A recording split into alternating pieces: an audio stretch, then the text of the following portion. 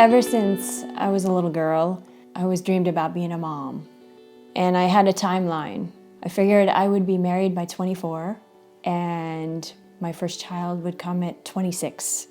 And then I went off to graduate school and reality hit and I was a little bit older, but I did meet the love of my life. And Craig and I got married and I was looking forward to starting a family, and we both had that goal in mind.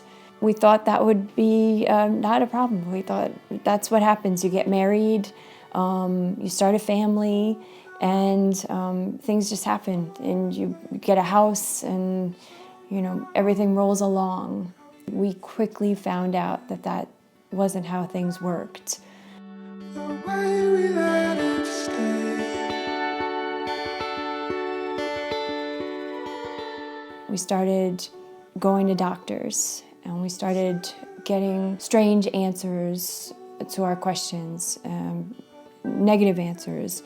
We started getting diagnoses that we didn't like, recommendations for surgeries, recommendations for medications.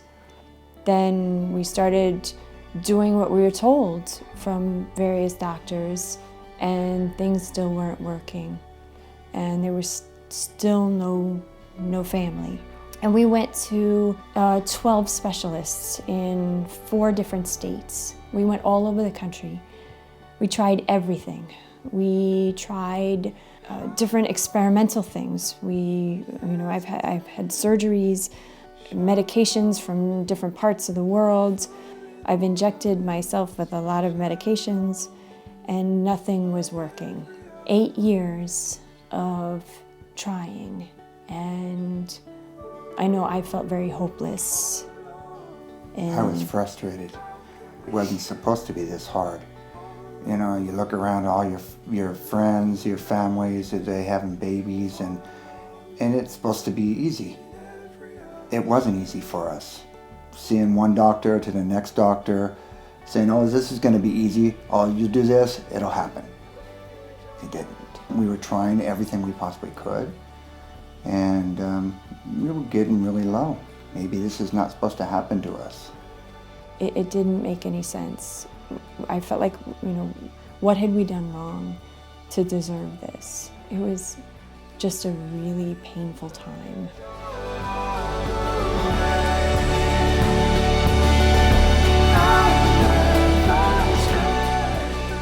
During the lowest of low, a friend of mine had invited me to her church, and really only women over 60 were at the church.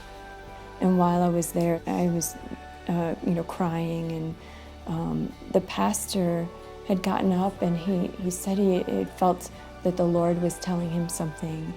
And amongst all these women who were senior ladies, he said that someone in the church was expecting. And there was a loud gasp from amongst the women, and they looked at each other and they laughed because they were all, post-menopausal. And my friend looked at me and said, "It's you." And I cried and I cried. I was afraid to believe it because it had been 8 long years.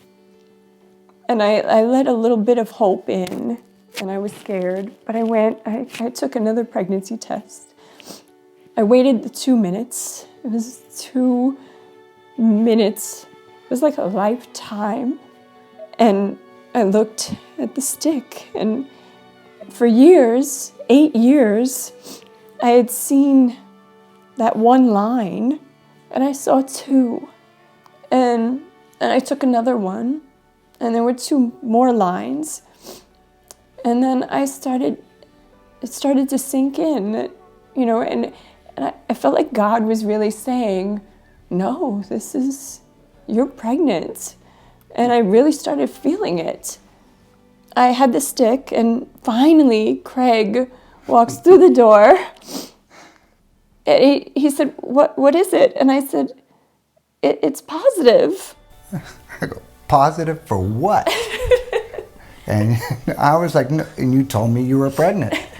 And I didn't believe it. I just didn't know what to say.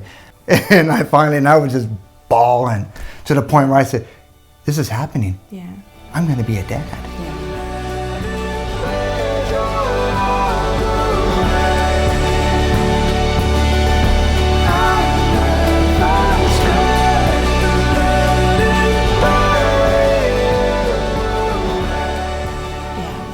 I was crying. Yeah. She was crying. I've never felt anything like that. Yeah. Well, I'm a firm believer that God doesn't waste pain. So like everyone we met, everyone we saw, everyone we worked with, we just kept telling them, this is a miracle. This is a miracle. And it was a miracle for us. This was impossible. Every drug, every doctor, everything that we tried did not work. My body was clear of every fertility drug, everything. Every intervention failed. This was God. You know, He had a plan for this. And, you know, we went through a horrible, painful struggle, but He had it all worked out. Of course, we didn't see it, but at all. He had it. We're so grateful. God had a plan that was so much better than ours the entire time. He knew Devin before he was born. We never had to worry. We could have enjoyed the time preparing for him instead of crying. God wants us to have the desires of our hearts, and He wants us to have joy. Every time we look at Devin, we're reminded of God's love for us, and we are so thankful. So today, if you are here feeling hopeless, know that God has a plan, and He loves you with all of His heart.